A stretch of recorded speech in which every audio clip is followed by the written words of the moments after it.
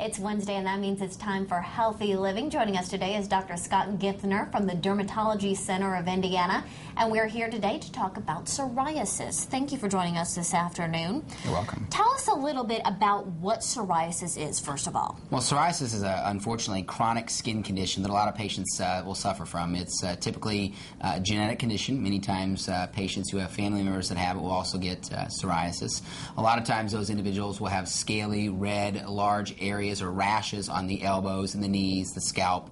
It can be very disabling for certain patients.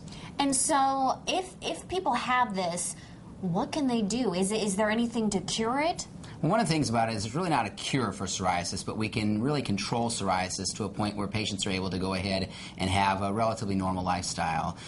In the past, there had been a number of different topical medicines. Unfortunately, topical medicines didn't always work real well, and the topical medicines also had a lot of side effects. For instance, many of the older medications that were used were primarily ointments. They were greasy, they were messy, they were tar-based ointments that just really were not very pleasing and easy to use. Nowadays, we have a multitude of different treatments, from light therapy, which we typically use both in the office as well as certainly sometimes patients will have home phototherapy units. We will actually also use medications including pills, as well as also there's new medicines called biologic agents. Many of those medicines are injectable medicines that are shots either given in the office, or many times they'll actually be able to have patients give the shots at home, which makes it very convenient for them, especially if they live a long way from the office, but it also works exceptionally well at getting their psoriasis significantly improved.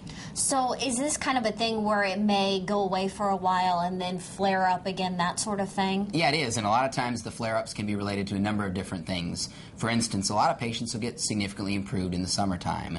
The light, actually, natural sunlight, can improve psoriasis quite significantly.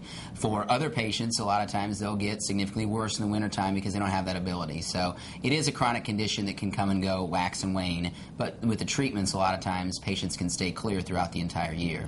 And if someone's sitting at home and looking and seeing, they may have a scaly patch or something, when do they go, I may need to go to the doctor and check this out? Well, certainly, obviously, if things don't resolve in 4 to 6 weeks, a lot of times patients will go ahead and should be checked out at that point.